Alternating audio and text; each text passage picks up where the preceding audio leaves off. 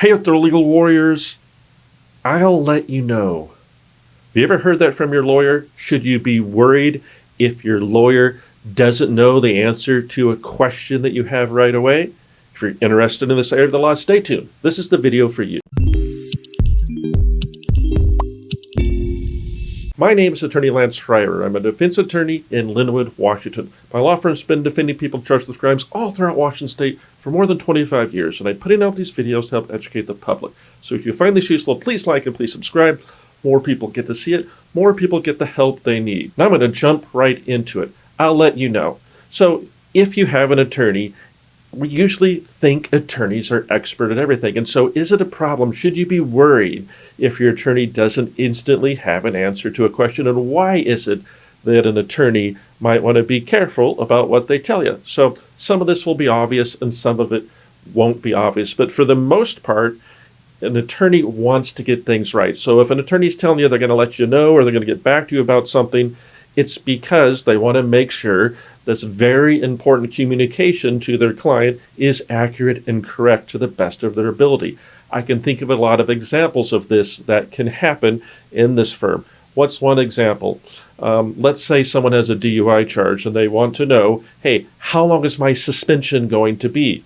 Well, I, myself, as a practicing lawyer for 30 years, I'm going to know almost always how long someone's suspension is going to be if I have some other information.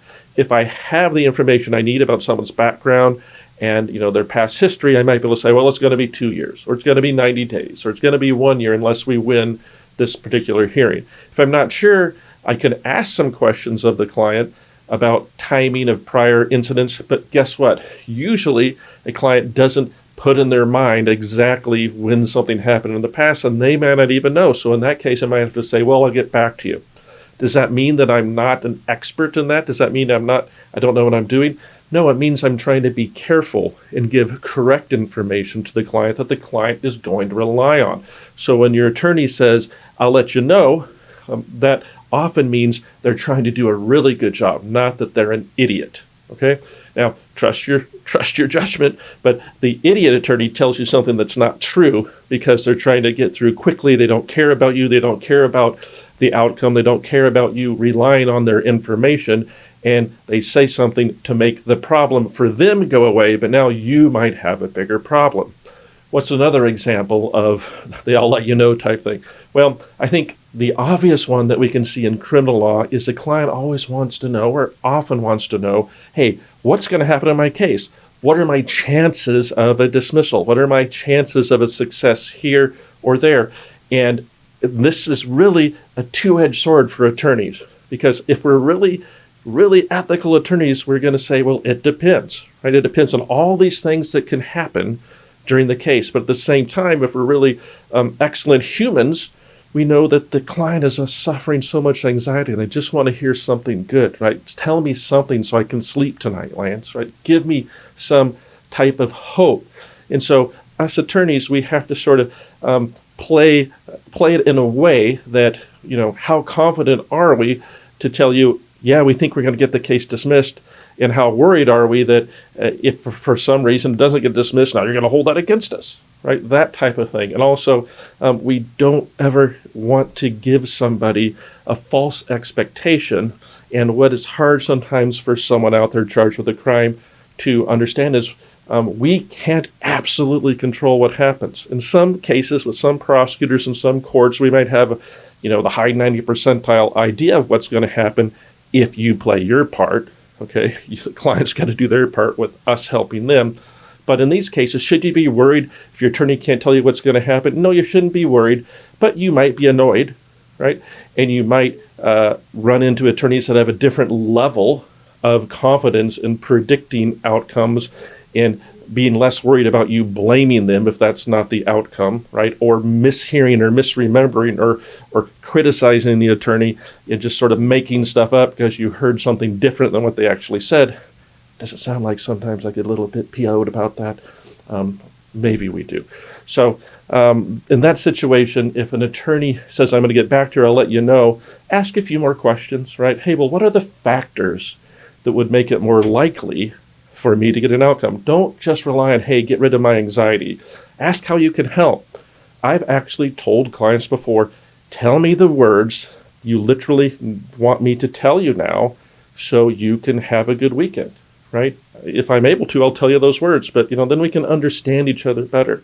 Always that's coming from a place of anxiety when we're in that type of situation. I'm asking what's going to happen. Now, I'll let you know. So let's move on to a third example of where an attorney might not have an answer right away.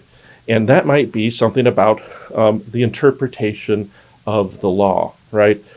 Is it okay if I do X, Y, or Z? Is it okay if I move back home after my no contact order was issued against me? A real common one is, hey, I'm not supposed to go where the alleged victim lives. It says don't go to his or her house, but they're not living there anymore. So can I go there now or not?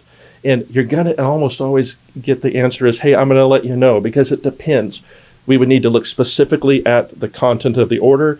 We'd have to think about how much risk are you willing to take if you move back in a place where the victim isn't anymore, because if they claim they live there, now you might get busted by the police. We have to think about the quality of the prosecutor. Should we reach out to them? There's all these things we have to do. And I'll let you know, doesn't mean we don't know what we're doing. It means we know what we're doing. It's our job to protect you from risk. So saying we're going to get back to you is not, we suck or we don't know what's going on. It means, no, we actually care. And we're actually probably excellent. And where it can go the other way is if you get a person who's just say they don't know anything about anything. Well, they might just, not be very practiced in that area, or they might be too young. But you always have that conversation. Hey, attorney, I sometimes lose confidence in you when you say you were going to get back to me about something. What can you tell me about that, right? Should I be worried, or is there a reason? And, because I want to be a good teammate. Because communication is what you need, not assumptions. So I think the long and short of this is that for the most part, I'll get back to you is a good sign. It's not a bad sign. Now, I can imagine some attorneys where it is a bad sign because maybe they're not paying attention or they're overworked or all these things. But for my own team, I have a real excellent attorney that started here this week.